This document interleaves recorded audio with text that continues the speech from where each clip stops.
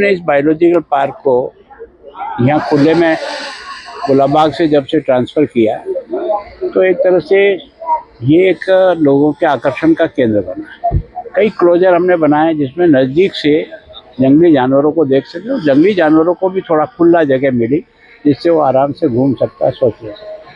हमने कोशिश की, एक सफ़ेद लॉयन भी लाए थे लेकिन वो कुछ सालों तक ही जिंदा रहा, उसके बाद उसकी फिर हम एक्सचेंज में गुजरात से लाइन का जोड़ा लाए तो उसमें भी हमको काफ़ी समय लगा, मुख्यमंत्री से बात करना, बाकी करना, पर ये आने के बाद भी हमारे इस क्लोजर को बनने में काफ़ी समय लगा और थोड़ा सा इसमें बीच में टूट भाग हो गई, उसके कारण से भी समय लगा।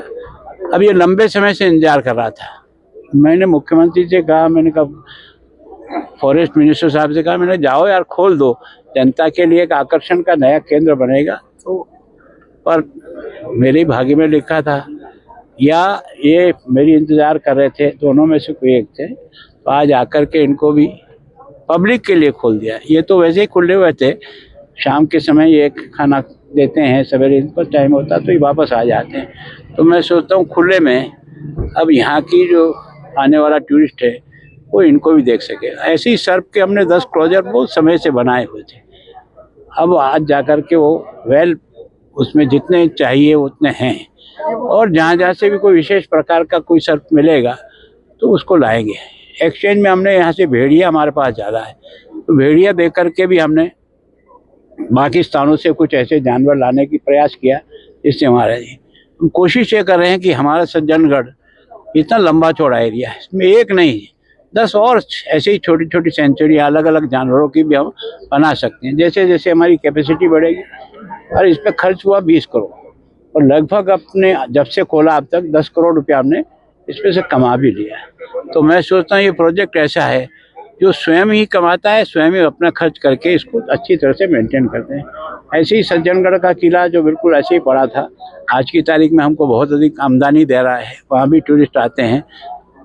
सुविधा करने का कोशिश किया है और अभी हमें लेपर्ड सेंचुरी और मिली है, वो बहुत लंबे चौड़े एरिया में है, अभी उसका काम चल रहा है और कलेक्टर साहब ने DMFC से 15 करोड़ रुपया दिया है। तो 15 करोड़ रुपया उस पर खर्च होकर के उसकी 4 दीवारी जहाँ जरूरी है फेंसिंग करना वहाँ है, लेकिन उसका एरिया इतना लंबा है कि उसमें बहुत लंबी चौड़ी ट्रैक बनेगा। कल परसों आपने न्यूज़ देखा कि इसका एंट्री पॉइंट है ना उदय सागर की पाल पे करेंगे ताकि लोगों को एक लंबा एरिया टूरिस्ट का मिले। तो एक नया पॉइंट जो है वो एक वहाँ लेपर्ड का भी बनेगा और लेपर्ड हमारे यहाँ बहुत बड़ी संख्या में है जो रोज़ गाँव में आते हैं, रोज़ कुछ न कुछ एक तरह से जानवर या आदमी को भी तकलीफ देते हैं।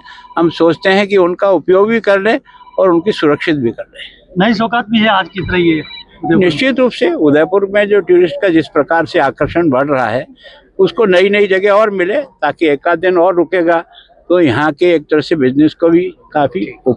उदयपुर में रेपटाइल का जो सेंटर खुला वो प्रदेश का पहला है, वो भी उदयपुर में खुला है। मैं निश्चित रूप से ये हमारी उस समय से थी कि भाई हम इस तरह का बनाएं ताकि हमारे छोटे बच्चे जो है ना इन जानवरों के बारे में बहुत कुछ जानते नहीं हैं।